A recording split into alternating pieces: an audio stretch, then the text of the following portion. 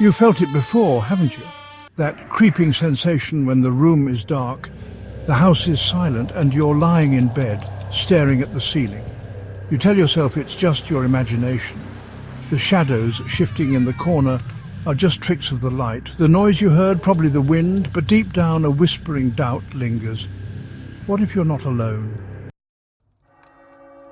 There's a story passed down through generations, whispered in hushed tones at sleepovers and campfires. It goes something like this. A young girl named Emily had always felt uneasy in her bedroom. At night she would hear soft creaks and shifting noises, but whenever she checked, nothing was there. Her parents dismissed her fears. Emily's parents, VO, just the house settling. One night, as she lay awake, the sound came again, soft, almost imperceptible. This time she didn't move. She listened. Her heart pounded as she slowly turned her gaze toward the closet. The door was slightly open, revealing a sliver of darkness beyond. Holding her breath, Emily whispered into the silence, "Emily, VO, is someone there?" A long pause, then in the faintest voice imaginable she heard it. "Voice, Vo, go back to sleep."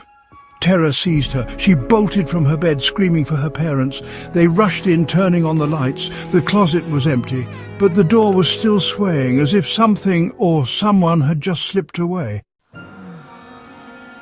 Why does this story chill us to the bone? It's not just the idea of an intruder, it's something deeper, something primal, the fear of the unseen. Our brains are wired to detect hidden dangers, shadows in the dark, a slightly open door, an unexplained noise. These are all cues that something be there. Our ancestors relied on this instinct to survive, and though we no longer face predators lurking in the night, our minds haven't forgotten the violation of safe spaces. A bedroom is a sanctuary. It's where we're most vulnerable. The thought that an unseen presence could be lurking inches away from us, watching, waiting, that's what truly unsettles us. The fear isn't just about the entity itself, but what it represents, the collapse of our sense of security.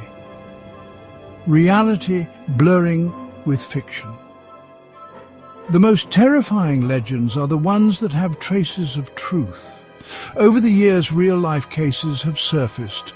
Stories of people discovering strangers living in their attics, hiding in their closets for weeks, even months.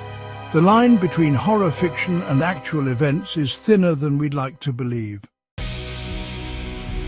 So how do we deal with fears like these? Do we let them paralyze us, or do we confront them? Awareness is power. Fear thrives in uncertainty. When we rationalize what we're afraid of, we take back control. Strength through knowledge. Many of our fears stem from imagination rather than reality. But knowledge, understanding where these fears come from, weakens their hold over us. Resilience in the face of darkness. Urban legends will always exist because fear will always exist. But the greatest lesson, fear is a test of resilience. It's in how we respond that we find our true strength. But just in case, maybe check your closet tonight.